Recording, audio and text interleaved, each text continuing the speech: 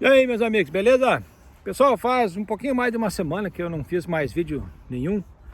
E eu tava dando uma analisada, porque não adianta só ficar mostrando o problema. Ficar fazendo vídeo para compartilhar indignação não resolve. A gente precisa fazer vídeo, na verdade, agora eu vou fazer vídeo para compartilhar solução de problemas. A gente precisa resolver uns problemas. Só que para resolver os problemas a gente tem que falar dos problemas. Então a gente precisa enxergar problema que muita gente não vê, para daí sim a gente resolver. Então esse é um vídeo de solução. Para apresentar essa solução, primeiro eu vou apresentar o problema e no final do vídeo eu vou apresentar a solução para esse problema. O que acontece? Eu vou dar como exemplo um caso que aconteceu em 2023 no município de Francisco Beltrão. Só como exemplo para você entender a solução no final desse vídeo. Porque as pessoas falam que o problema é que os políticos roubam dinheiro. Não é que os políticos roubam dinheiro, os políticos até roubam dinheiro, mas o grande volume de dinheiro que desaparece é nos municípios e nos estados. É nas licitações, é o detergente que vai para o SUS, que vai misturado com água. É o papel toalha de 1000 folhas que chega lá no SUS com 600 folhas. É aí que desaparece a grana. É aquela nota fiscal que o fornecedor do governo, da prefeitura, simplesmente negocia a nota fiscal, recebe o dinheiro, não entrega produto nenhum e alguém na prefeitura ou alguém no governo do estado assina que recebeu. Então é fácil de você ver como que o dinheiro realmente desaparece. A polícia poderia pegar, seria fácil de acabar com a corrupção, certo? Só que precisaria enxergar a corrupção na sua cidade, no seu município, no detergente que vai misturado com água, no papel toalha que vem com menos folha. É aí que está a verdadeira corrupção. E agora, para fazer uma ilustração, dá uma olhada nessa notícia de 2023. A Polícia Civil está nas ruas desde cedo hoje, cumprindo 16 mandados de busca e apreensão. A maioria deles aqui em Francisco Beltrão, 11 mandados contra uma empresa que é investigada por entregar medicamentos falsos ao governo do estado. Está aqui comigo a delegada Aline, que é responsável por essa investigação e vai dar mais detalhes para a gente. Doutora, o que vocês já apuraram nessa investigação? Do que tipo de medicamento que foi entregue? Um bom dia. Bom dia. Então, quando a empresa venceu o certame licitatório, informou que entregaria para a CESA uma medicação chamada imunoglobulina humana endovenosa.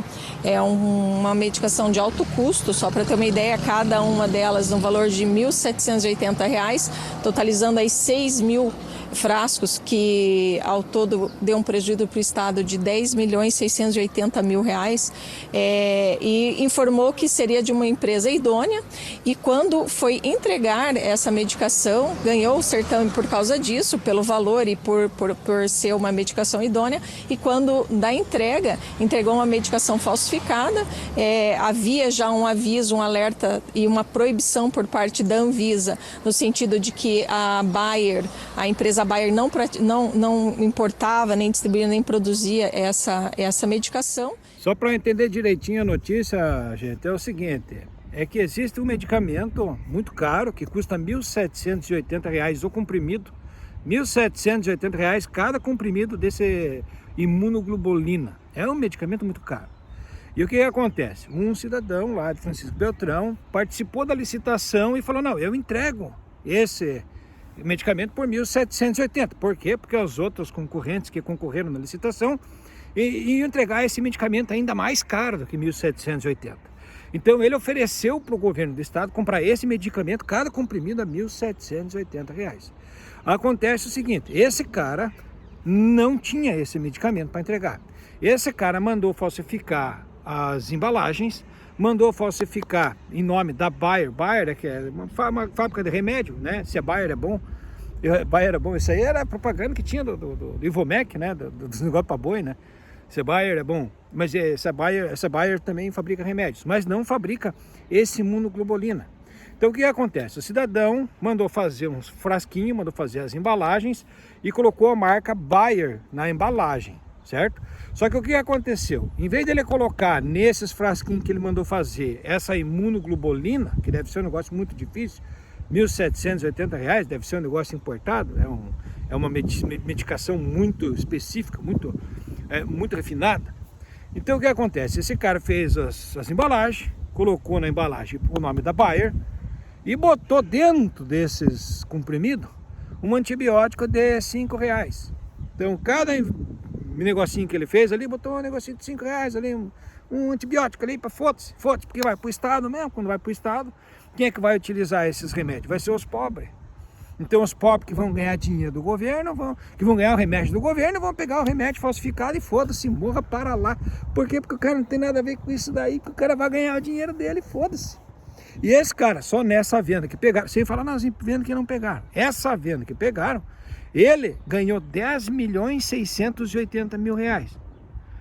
Mais de 10 milhões de lucro. Por quê? Porque o custo dele foi mandar fazer as embalagens numa gráfica, foi mandar fazer os envelopinhos lá, fazer os comprimidos com esse antibiótico de 5 reais aí, e colocar na caixinha e entregar.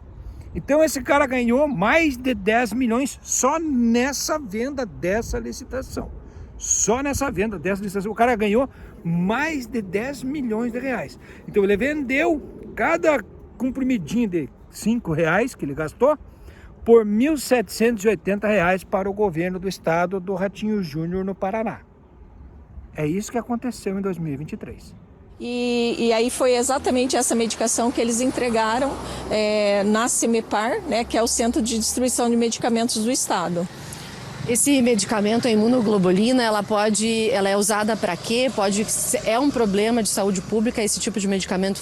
Vocês analisaram essa medicação? Então, é um medicamento usado para pessoas que têm doenças autoimunes, usados também para quem tem leucemia ou que é recém-transplantados, então, para pessoas que estão num estado muito sensível de saúde, né, muitas vezes grave ali, e o que foi apurado até agora, que essa medicação já comprovadamente falsa até por causa da resolução da vigilância da Anvisa, no sentido da falsidade dessa medicação, na perícia feita pelo Instituto de Criminalística do Paraná, verificou-se, ainda o laudo não está concluído, entretanto já se verificou que não se trata de imunoglobulina, o que tem no conteúdo dessa medicação, e a princípio já constataram a presença de um antibiótico. Ainda estão fazendo exames para ver se tem alguma outra medicação dentro desses produtos. Então, gente, agora presta atenção no problema. Agora, sendo bem específico, não é nada especial nesse caso, porque esse caso é um caso corriqueiro que acontece no seu estado. Se é Brasil, esse tipo de falcatrua, isso acontece. Isso é normal, isso é corriqueiro, isso é prático. Por quê? Principalmente porque o que aconteceu? Pegaram esse caso em 2023. Mas acontece o seguinte, um cara desse aí que faz licitação para o governo do estado, e que esse cara já faz anos que entrega coisa que ganha licitação no governo do estado do Paraná.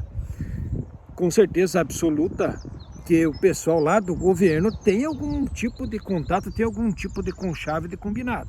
Essa denúncia ou esse escândalo foi uma exceção. E o que prova que esse escândalo foi uma exceção é que pegaram esse esquema, a polícia chamou esse cara para depor na delegacia. Como a polícia não pegou esse cara matando uma pessoa na facada, na paulada, como ele não matou fisicamente, ele matou uma pessoa, como ele só colocou um remédio falsificado e matou milhares de pessoas, né? Foram 6 mil comprimidos. Então quer dizer que esse cara matou lá, sei lá, no mínimo 600 pessoas que receberam esse remédio para tomar e o remédio era falsificado. Então ele matou mais de... Esse cara é um assassino, cara. Esse cara é um baita no assassino. Matou mais de 600 pessoas. Meu Deus do céu, foi mais de 6 mil comprimidos. E um doente não vai tomar mais de 100 comprimidos. Então esse cara matou mais de 600 pessoas. Esse é um baita de um assassino. E o que acontece? Esse assassino, né, apesar de ele ser um assassino, que ele é um assassino, que matou várias pessoas, não pegaram ele matando ninguém. Ele foi lá, fez um depoimento na delegacia. Isso daí virou um processo na justiça e até hoje não aconteceu mais nada. E isso não vai dar nada, isso não vai acontecer nada e acabou-se. A delegada ali já não fala mais nada, já não tem que pesquisar mais nada. Os repórteres das mídias também não falam mais nada. Ó, só que é o seguinte, tá na hora de a gente começar a entender. 1 mais 1 é 2. E a gente entende, a gente pode ver que 1 mais 1 é 2, a gente entende o mecanismo e o raciocínio. 2 mais 2 é 4, Da mesma maneira que 1 mais 1, o mesmo raciocínio, o mesmo entendimento de entender que 1 mais 1 é 2, a gente pode entender que 2 mais 2 é 4. Por quê? Porque é a mesma linha de entendimento, de raciocínio. E você pode ver, e é óbvio, e não tem como você dizer que 2 mais 2 é 3, por quê? Porque você está vendo e você está entendendo o mecanismo. Agora, como que o pessoal não entende o seguinte mecanismo? Os canais de rádio, os canais de televisão, os jornais são privados, certo? É tudo tem dono. Alguém é dono dos canais de rádio, alguém é dono dos canais de televisão. Então tem um dono. E o que acontece? No estado do Paraná, a maioria dos canais de rádio e os canais de televisão são do próprio governador do estado. Se não é do próprio governador do estado, é de algum deputado estadual que trabalha junto e é macunado com o governador do estado, que é o Ratinho Júnior. O Ratinho Júnior é dono dos maiores, da maioria dos canais de rádio e dos canais de televisão do estado. Então quer dizer que todos os jornalistas e radialistas trabalham para o governador. Então começa uma pista por aí, certo? 1 mais 1 é 2. Então todos os jornalistas e radialistas e repórteres trabalham, a maioria trabalham para o governador do estado. Agora é o seguinte, esse é um esquema que apareceu, de repente ninguém falou mais nada sobre isso daí, de repente todo mundo esqueceu, nenhum repórter falou nada mais a respeito disso e morreu na casca e não foi passado na limpa, o cara não foi preso e o cara continua vendendo o remédio, sei lá se numa dessa até falsificado, porque agora ninguém mais pesquisa. Qual é a probabilidade da pessoa que denunciou o esquema ter sido suicidada ou a pessoa que deu o esquema ali ter sido absorvida pelo sistema e o sistema continuar funcionando da maneira que funcionava? É 2 mais 2, 1 mais 1 é 2, né?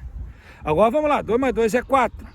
Para chegar no 2 mais 2 é 4 é o seguinte, um esquema desse, um remédio tão caro, R$ 1.780, o cara conseguir botar um comprimidinho de R$ 5,00 e entregar para o governo do estado, é claro que o pessoal da Secretaria da Saúde do estado tem algum acordo, tem algum conchavo e algum combinado. E a outra evidência muito importante, muito grave, é que esse cara que vendeu esses remédios, ele tem várias farmácias no estado que ele conseguiu vendendo licitação para o governo estadual e o dinheiro que sobrava ele montava uma farmácia aqui, outra farmácia ali, também é um esquema bom de esquentar a grana, montar farmácia para ganhar licitação e assim vai fazendo seu império, vai comprando imóveis já também, já negocia apartamentos em imobiliárias e assim vai. E o que acontece? Esse cara faz propaganda de suas farmácias nas rádios do governador do estado. Então se 1 mais 1 é 2, 2 mais 2 é 4, se o cara que fraude e vende remédio falsificado para o governo foi pego apenas uma vez, a mídia nunca mais falou nada sobre o assunto, a polícia não esclareceu o caso, o cara continua solto, ganhando licitações, entregando remédio para o estado, e esse cara tem farmácias que fazem propagandas nas canais de rádio do governador, 2 mais 2 é 4 ou é 3? Bom, eu sei que nem todo mundo vai entender o tamanho do problema, certo? Eu sei que é um problema muito complicado e é muito difícil de você entender o mecanismo de 1 mais 1, que é 2, e de 2 mais 2, que é 4, né? Então o cara que frauda remédio, tem farmácias que fazem propaganda nos canais de rádio do governador. E nunca mais ninguém falou no assunto e o negócio morreu e acabou por aí, certo? Ainda mais o governador Ratinho Júnior, um grande governador que tem 70% de aprovação no estado. Todo mundo bate palma que o Ratinho vendeu a empresa de energia elétrica. Parabéns, Ratinho. O Ratinho vai vender a Sanepar, a empresa de água e esgoto. Parabéns, Ratinho. O Ratinho privatizou lá, botou pedágio para os paranaenses pagar o pedágio mais caro do mundo no Paraná de novo. Parabéns, parabéns, parabéns, Ratinho. Parabéns, parabéns para os paranaenses, parabéns para o Ratinho. E os paranaenses realmente merecem o governador. Os paranaenses merecem o governador, o Ratinho Júnior. Por quê? Porque ele é dono dos canais de comunicação. Certo? Merecem porque o pessoal está alienado, o pessoal está pastando nesse pasto fornecido pelo rato pai, que é o Ratinho Júnior, o Ratinho pai, que é dono dos meios de comunicação do estado. Mas agora Vamos falar na solução do problema. Eu falei que eu não vou mais ficar falando, compartilhando vídeo de indignação. É indignante de você ver uma máfia desse tamanho, dessa estrutura, que ficará impune para sempre, que juiz algum jamais se atreverá a falar ou a condenar ou andar com esse processo. Por quê? Porque se os juízes começarem a andar com esse tipo de processo aí, ó, o governador corta os auxílio moradia, auxílio paletó, corta os cargos comissionados para os filhos incapazes, incompetentes de juízes que ganham salário no governo. Simplesmente por quê? Porque o governador dá auxílios e dá penduricalhos e cargos comissionados para o judiciário do estado. Então, você vê que os juízes, junto com os deputados, junto com o governador, são tudo comunado, trabalham juntos. E esse caso jamais vai ser esclarecido. Também não estou acusando o caso, certo? Não estou falando que o governador tem alguma coisa a ver.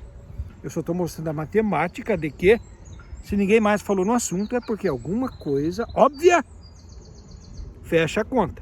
Que 2 mais 2 é 4. Agora, o que a gente pode fazer para solucionar esse problema? Gente, é o seguinte. A gente vive num planeta de provas e de expiações. Aqui, nesse planeta, principalmente no Brasil, é assim que sempre foi. É assim que sempre será. Jamais esse esquema mudará e jamais aparecerá alguém para mudar esse esquema. A única coisa que eu posso fazer e que você também pode fazer sobre esse assunto é rezar. É só rezar. Tem que rezar para o Ratinho Júnior mudar, tem que rezar para esse cara que mata as pessoas entregando remédio falsificado, tem que rezar para a consciência dele pesar, para que Deus converse com ele à noite, para que ele pare de fazer esse tipo de bandidagem. É claro que se esse cara parar, vai aparecer outro cara para fazer, né?